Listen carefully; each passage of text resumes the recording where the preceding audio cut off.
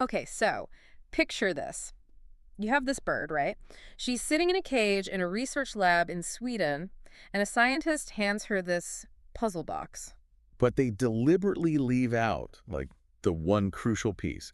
They give her the box, but they do not give her the tool she actually needs to open it. Right. There's no key, there's no hidden lever, literally nothing she can just memorize to crack it. Exactly. So she just looks at this box for a moment, clearly, processing the problem. Uh-huh. And then she just waddles right over to a pile of tree bark in her enclosure.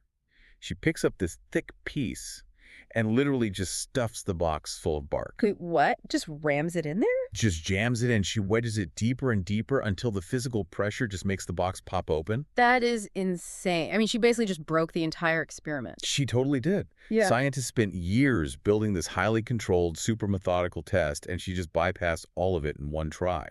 With bark. Well, and the best part, the detail I am just obsessed with, is that they actually had to throw her results out. She was too smart for the test. She ruined the study because she found a shortcut they literally hadn't planned for. And do you know what her official name was in the research notes? I actually don't think I've ever seen her real name. None. Wait, really? Just the word none. It's like the researchers couldn't even process her as a standard subject. That is deeply funny. Just Never.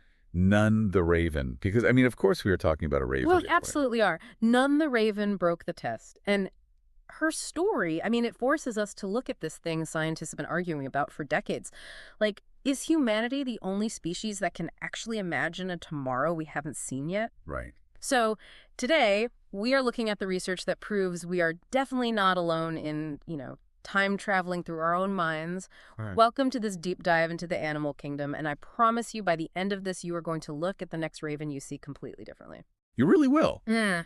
But to appreciate just how wildly None the Raven was cheating, we kind of had to look at the baseline test those scientists were actually trying to run in the first place. Right, let's get into the actual setup. So they hand-raised 5 ravens, which is already just a chaotic image to me. Totally. And they taught them this super basic cause and effect trick. They showed them a box with a little tube sticking out of it, and if the bird drops a specific little stone down the tube, the box spits out a treat. And the treat, amazingly, is dog kibble. Yes. Yeah. Which I just found hilarious. Like, of all the gourmet things they could offer, ravens apparently think standard dog kibble is just like a 5-star meal. Oh, it's the ultimate high-value reward for them. Yeah. And they catch on to the trick super fast. Mm-hmm. Stone goes in, kibble comes out. It's basic conditioning. I mean, tons of animals can grasp immediate cause and effect. Oh, for sure. Like, my dog knows that if he sits when the doorbell rings, he gets a treat. It's just a direct transaction right there in the moment. Exactly. Yeah. But that was the sticking point for the researchers. They weren't trying to see if ravens could learn a basic trick. They wanted to know if ravens could plan. So they took the box completely out of the room. Just gone. Wow. Okay. So the environment completely changes. Right. The ravens have absolutely no way of knowing if this magical kibble dispenser is ever coming back. And then an hour goes by. Uh-huh. The scientists come back into the room, but they don't have the box. They just bring a tray. And on this tray is the magic stone. But it's mixed in with all this useless junk, like a little ball, a wheel, just random decoy garbage. So they're giving the raven a choice, but the whole context for why the stone matters is just missing. Exactly. And the raven looks at the tray and overwhelmingly, almost every time, picks the stone. They choose the one object that is totally useless right now, with no box anywhere in sight, just because it might matter later. I mean, it's exactly like packing an umbrella for a weekend trip when the sky outside is totally clear, right? You're preparing for weather that literally doesn't exist yet. That's a perfect way to look at it. Yeah. But, okay, I do want to push back on this a little bit. Yeah, go for it. Because an hour is cool, obviously, but is that really genuinely planning for the future? Or is the bird just looking at the tray and going, oh, hey, I recognize that rock. That rock got me food like an hour ago. I'll just grab it.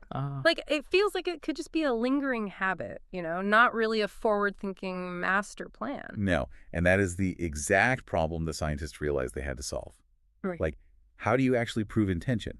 Is it just a reflex, or is the bird strategizing?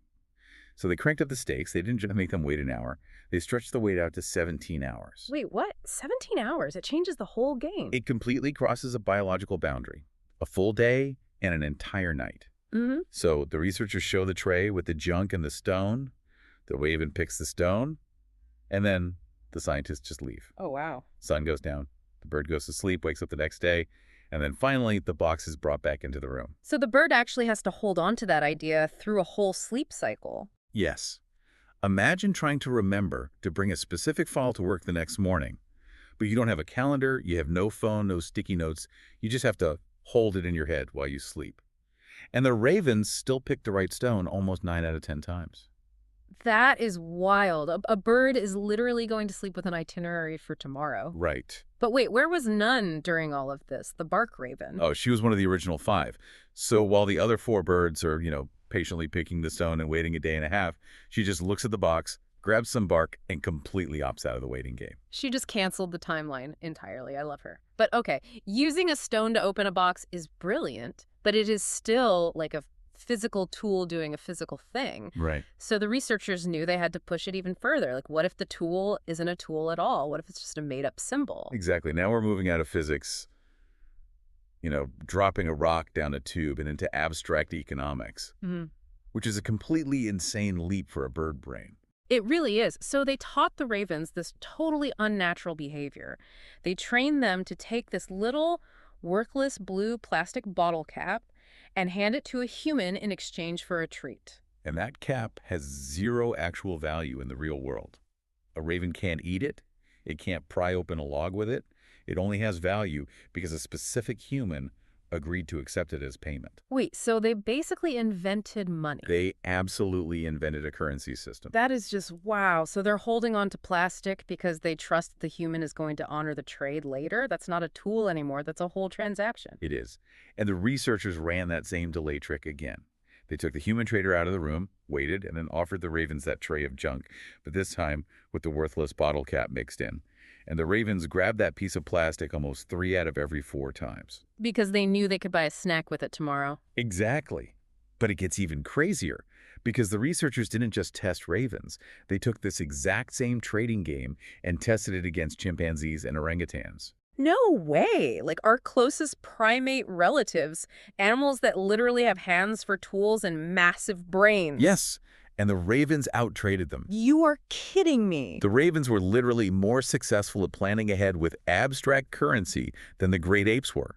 When the apes were given the task, they'd struggle with the abstraction if you made them wait too long. Like a chimp totally gets using a stick to fish for termites right now. But holding a piece of plastic for a whole day, trusting a human will come back to trade, they'd lose interest. The ravens held on to the value way more consistently. A bird with a brain smaller than your thumb outnegotiated a chimp. I mean, honestly, if ravens ran a flea market, we would absolutely get scammed. We wouldn't stand a chance. Oh, they would take us for everything we have. And a raven has no context for commerce out in the woods. It's never seen someone hand over cash for a coffee. It just figured out this useless garbage becomes valuable later because of a social contract, completely from scratch. Which leads right into the ultimate test. Because the scientists had to prove this wasn't just like an ingrained habit they couldn't break. Yeah. They had to design a test of pure self-control. Oh, like the ultimate marshmallow test, but for birds. Precisely. Yeah. It's a brutal setup. They bring out the tray, they put the useful tool on it, the stone or the cap, but they place it right next to a free, super delicious immediate snack. Oh, man. So it's instant gratification versus long-term planning.